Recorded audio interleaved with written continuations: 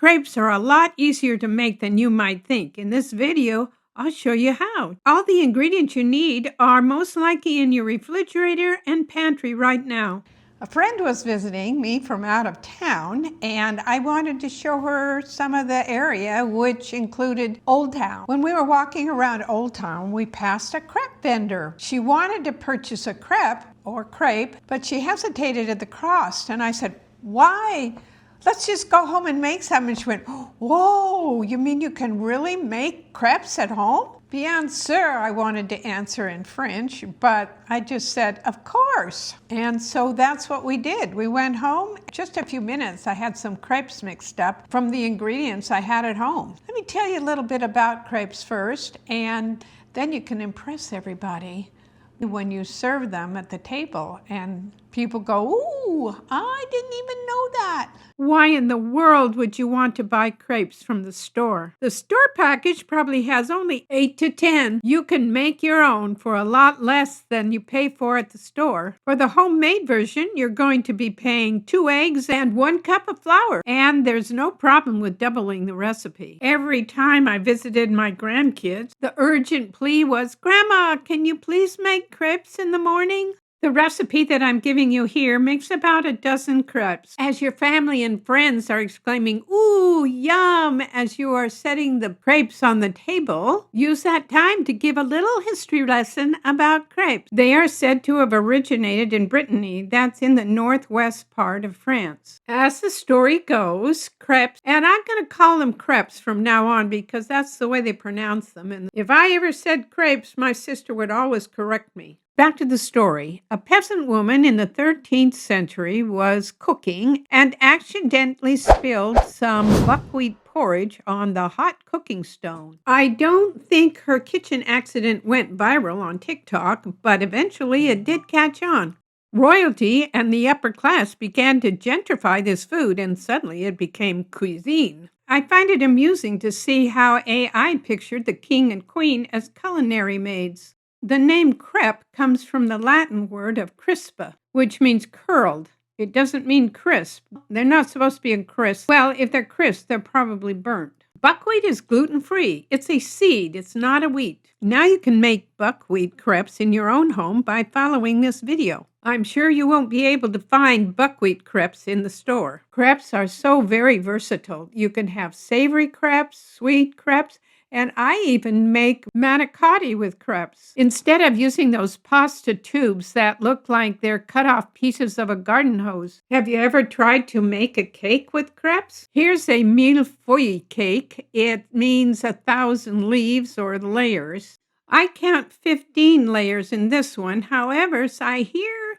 some of them have as many as 40. Lady M specializes in these special millefeuille cakes. They have 21 locations. 6 are in New York, and then they're scattered all over the United States to Los Angeles and San Diego. It would be a shame to call them a crepe cake, but that's what they are. Look how they stand out so beautifully against the all-white and also layered environment.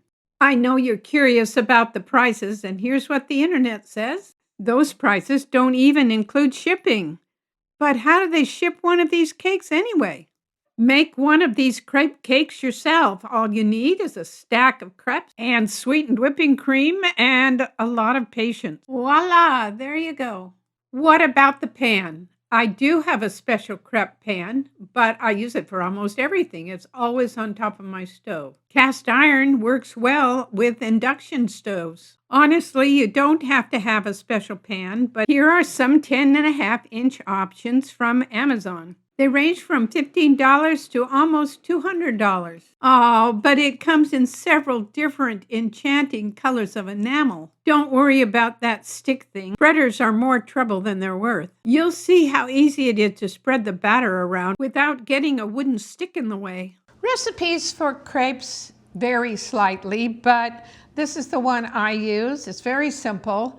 And it does not include milk, it's water. You can use either milk or water, it's up to you. And it kind of depends on what you're going to use them for. So this is going to take, I'll tell you about crepe pans later on, but flour, sugar, just a bit if you want, room temperature eggs, a teaspoon of salt. There's the water. I'll start the pan on hot and then turn it down to medium after it gets nice and warm. I have some olive oil in here and a little piece of paper towel. I just use that to keep the pan nice and lubricated. Usually the first one you're going to lose, so let's see what happens.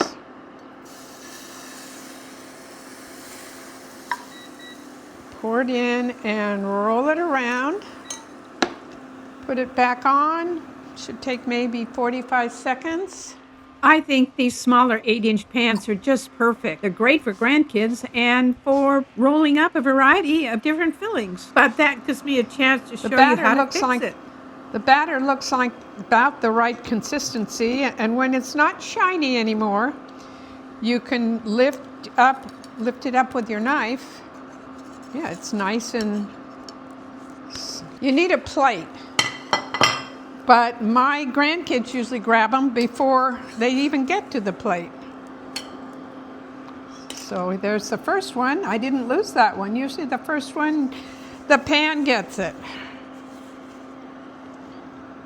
Oh, that sweet, fruity smell of olive oil is wonderful.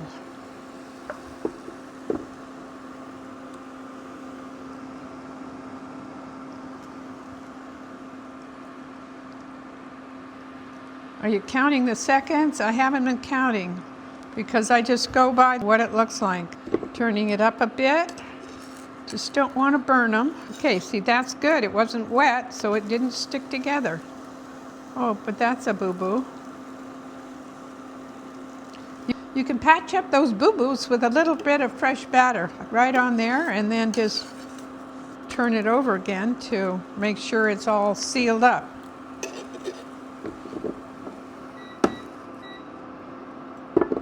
Let's see if I can still do it. Okay, get it nice and loose.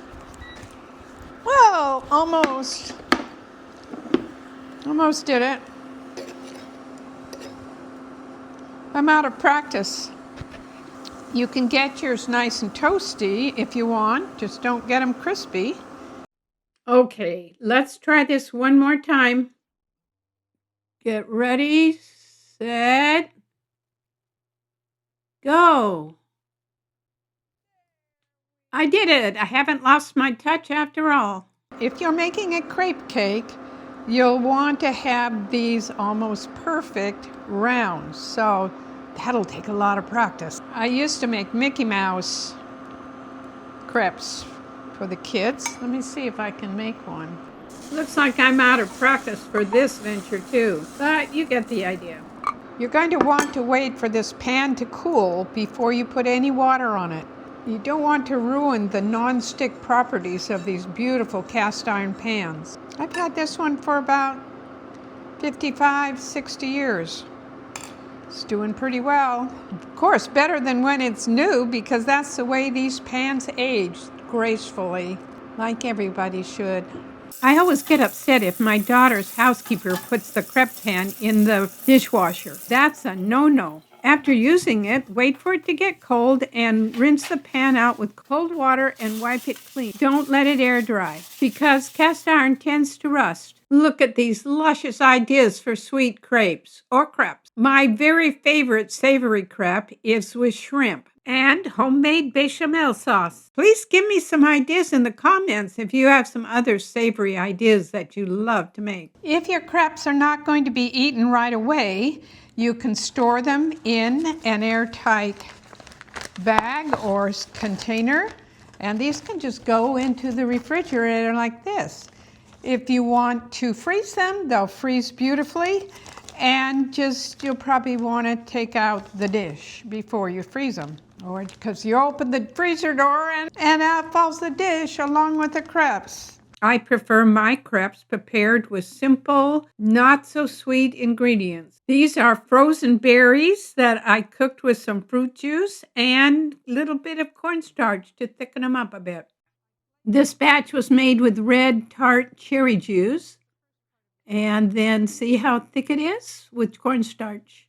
Apply this to the crepe, either warm or cold. And there's also a little sprinkle of Ceylon cinnamon on top. I'll save the explanation of the real cinnamon and fake cinnamon for another video. Get on board. Let me know how you tossed those boxes and how you did it. Teach the kids and grandkids how to make these delicious crepes. Make this a generation-to-generation tradition in your family. For more Toss the Box ideas and how to replace them with delicious recipes, I would love you to press the like button and subscribe for more wonderful ideas and recipes.